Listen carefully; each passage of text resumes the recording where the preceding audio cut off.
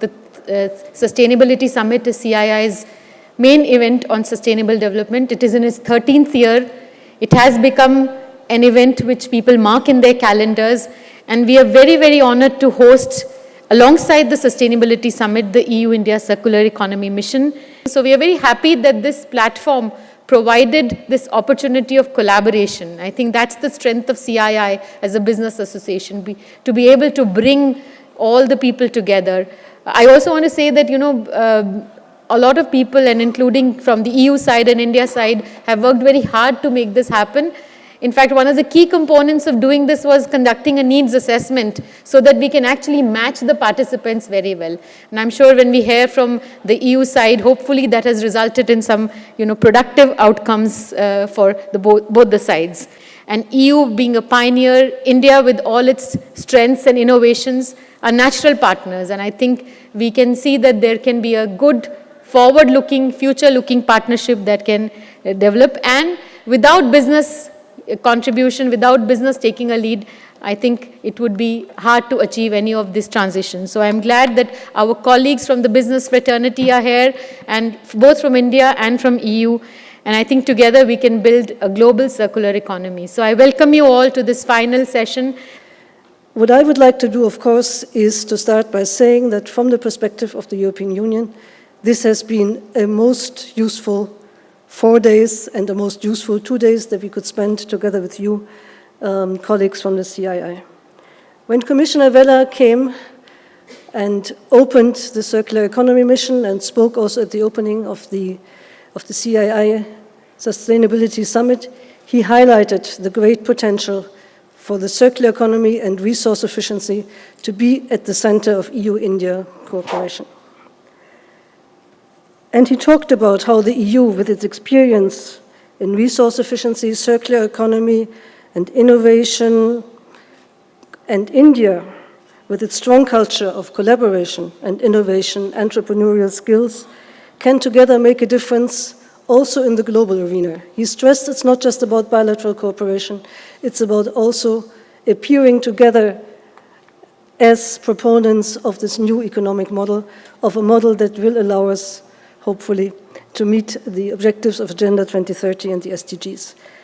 Likewise, we were very honored to have Minister Shri Hardeep Singh Puri, Honorable Minister of State for Housing and Urban Affairs, to also make this link to Agenda 2030, but also to highlight why India is the appropriate place and now is the right time to have a discussion about circular economy.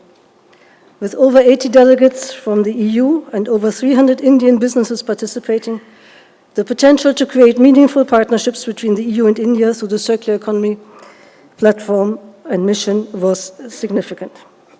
As I already mentioned this morning, NITI Aayog has set up this interdepartmental committee which allows all of the key ministries involved in resource consumption to work together on resource efficiency initiatives.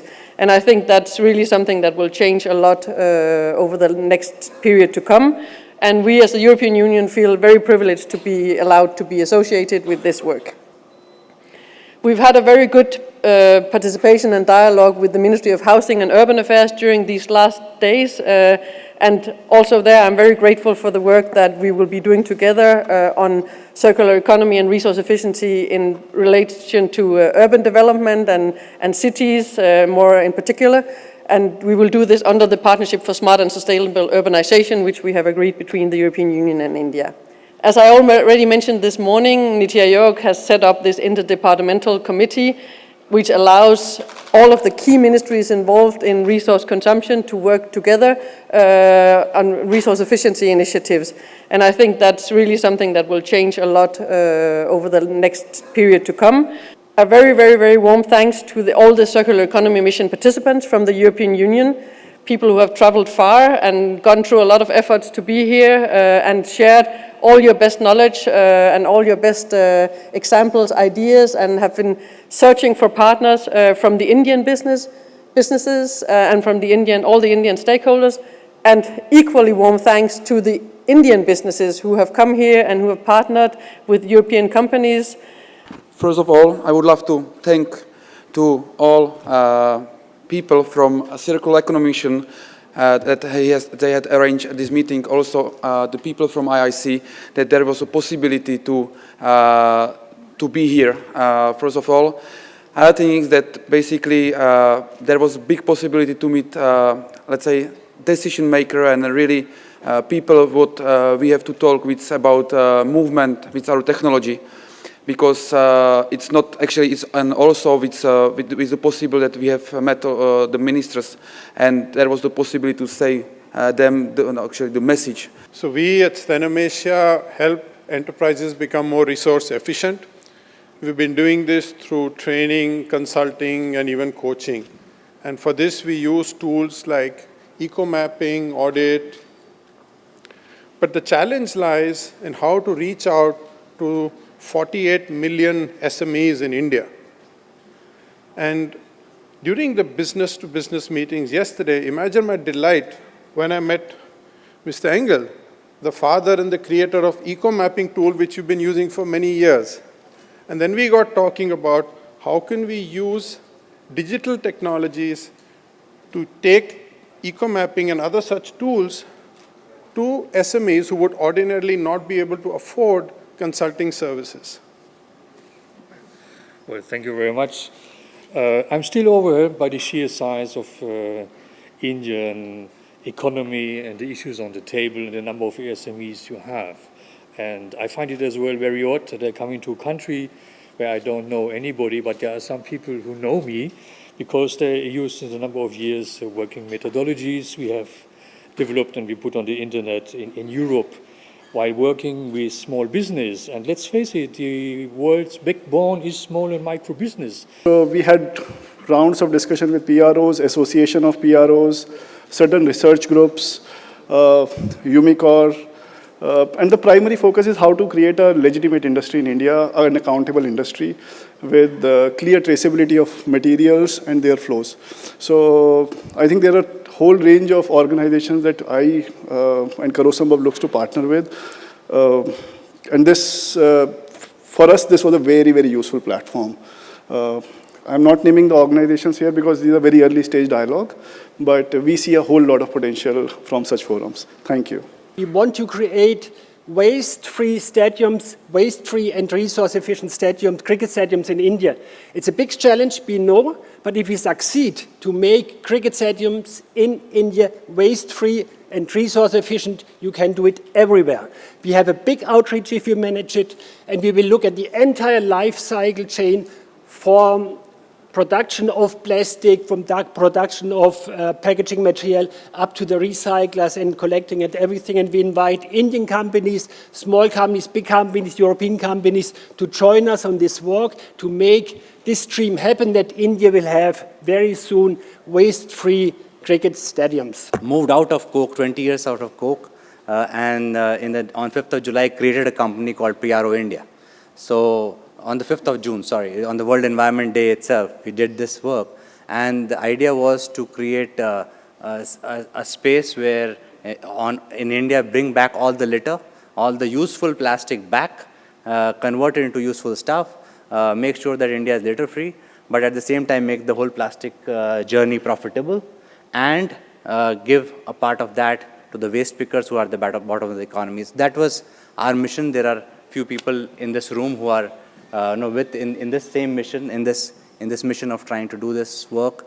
It's a mammoth work. We call it in India Bhag, and I think that the whole thing which I am looking at and the PRO India is looking at stands on its own feet. So the whole aim is if we can inject technology at the base of the pyramid, you're doing two things. You're actually creating, and a social transformation is happening at the reskilling angle, and you come up with a high value product. And in our case, we had chosen that to be 3D printing filament, which is a very high value product coming out of waste plastic. So you achieve both. You achieve economic empowerment, and it's women empowerment, it's social transformation at the base of the pyramid. We have been talking about sustainability and sustainability summits. But last year actually when we started talking about the resource efficiency. And this was a subject, or this was a phrase which actually in the Indian policy circles, I can assure you, nobody was talking about.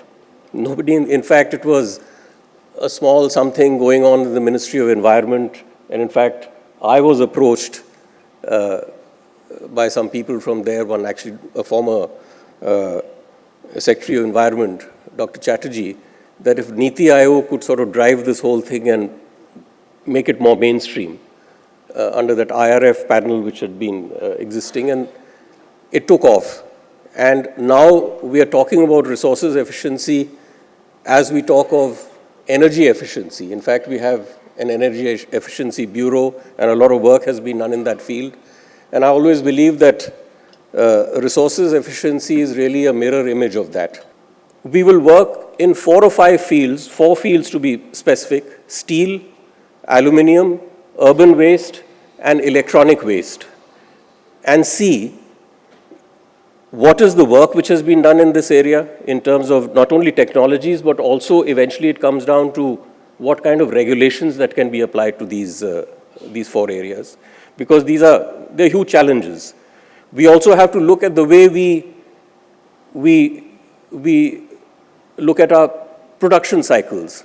I mean, the steel industry in India is still it's very linear. You take things out of the soil, you take it to a blast furnace, you do something, you produce steel, you sell it, use it. But what we want to do is to learn out of these 4 or 5 sectors that is there some commonality? Can we have a common policy? Can we have common regulatory standards? You see, again, I feel this goes beyond the Environment Act. CII is formally in the space of circular economy. We came out with the CEO guide, but then circular economy is not just about the CEO. It's also not just about the person who looks after materials and resources. It's also about the person who's in charge of finance and accounts. How do you account for materials and resources? It's also about design and innovation. So as much as we do sector guides, we will also do some of the functional guides. There always has been capacity building programs. We will very soon launch an interesting capacity building program, especially for the private sector. And who knows, we might actually be bringing an Indian delegation to Europe on circular economy. And we hope to see some of you when we are in your part of the world. Circular economy is not just about the CEO. It's also not just about the person who looks after materials and resources. It's also about the person who's in charge of finance and accounts. How do you account for materials and resources? It's also about design and innovation. So as much as we do sector guides, we will also do some of the functional guides. And while my colleagues and I were working on the CEO guide, it struck me that, maybe our policymakers and lawmakers also needed a similar guide on how to go about driving a circular economy. Because that would be very important when you talk about how do you integrate the different aspects of governance and policy making. So our plate is going to be full. But the future is really only about circular economy as we move away from the linear economy. And one of the important aspects of our center always has been capacity building programs. We will very soon launch an interesting capacity building program, especially for the private sector. And who knows, we might actually be bringing an Indian delegation to Europe on circular economy.